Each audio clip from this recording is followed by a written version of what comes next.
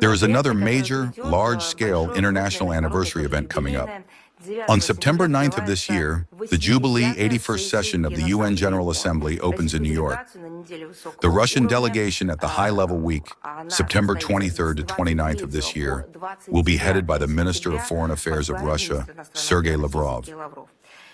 The upcoming session will take place against the backdrop of increasing turbulence in the world, as you know, driven by the escalation of global challenges, the proliferation of conflict zones, and the deepening of crisis phenomena in global politics and economics.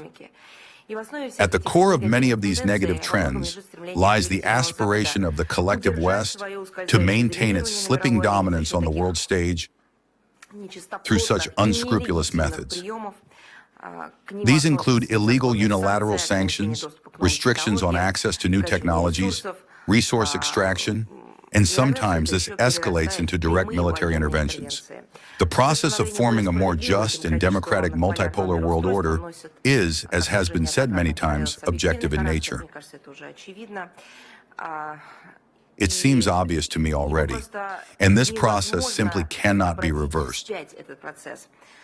This is driven by the shift of the center of gravity in international affairs toward the global South and East. It seems to me that this is more obvious here than anywhere else, at any time. And in Africa, I mean here, being in Vladivostok, at the Forum for Africa and Latin America. New pillars of political, economic, social, and cultural influence are emerging, demonstrating a desire to make a more significant contribution to overcoming global challenges. Look, these new emerging centers have a constructive agenda. No one claims that they are exceptional. No one claims that just a little more, and they will be the only ones in this world, while each emphasizes precisely the uniqueness of one another, not just their own. Look at the agenda with which the Westerners come forward. Literally, every day there is a flood of their statements. Today, we will examine some of them more specifically and in detail. This is a flood of statements of an aggressive, destructive nature, in which one can hear hatred, malice, and primeval phobias rooted in national, racial, and religious grounds. During the 81st session of the General Assembly, the Russian delegation, taking into account the aforementioned facts, will focus on addressing the tasks of strengthening the foundations of just multipolarity, restoring the central coordinating role of the United Nations as the core mechanism for regulating global politics and solving global problems, promoting Russian approaches to resolving the situation around Ukraine, and countering the neo-colonial practices of the West. Together with partners from the global majority, we are determined to continue resolutely defending the supremacy of the purposes and principles of the United Nations Charter in their entirety and interconnectedness. Given the 85th anniversary, much attention during the session will be devoted to a critical analysis of the United Nations achievements and prospects. By achievements, we mean the entire range of results. There is plenty of both good and bad. The World Organization has become one of the main accomplishments of the global community, the embodiment of humanity's aspiration to form an effective mechanism for ensuring lasting peace, human rights, and progressive socioeconomic development.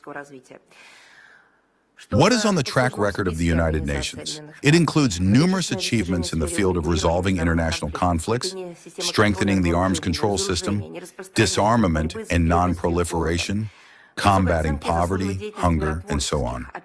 The activities of United Nations peacekeeping operations deserve high praise. Our country made a fundamental contribution to the establishment of the World Organization. To a large extent, it was based on Soviet proposals that the modalities of the UN's functioning were determined and the provisions of its charter were developed. Russia consistently assigns the World Organization a central coordinating role in global affairs. Due to its universal legitimacy and breadth of competencies, the UN is the only intergovernmental structure capable of ensuring the most painless transition to multipolarity. At the same time, it must be acknowledged that today the United Nations is experiencing far from its best times. Voices are growing louder, claiming that the organization is mired in problems and is no longer capable of effectively fulfilling the tasks defined by its mandate. To some extent, such criticism is justified. However, it is necessary to emphasize that the root of the current problems, and I would even say calamities, lies not in the structural flaws of the UN, nor in its so-called backwardness, as some formulate it. Rather, it lies in the unbridled desire of Westerners to force it to work for themselves, according to some rules known only to them. I always emphasize that, in essence, they have one rule, that they are the main ones, and everything they do is beyond judgment, while everything others do must serve the interests of the collective West. In this regard, it is fundamentally important that all states unequivocally, without reservations, reaffirm their commitment to the purposes and principles of the UN Charter in their entirety and interconnectedness. The Westerners have learned to pull out a couple of phrases from the UN Charter and juggle them in their own interests.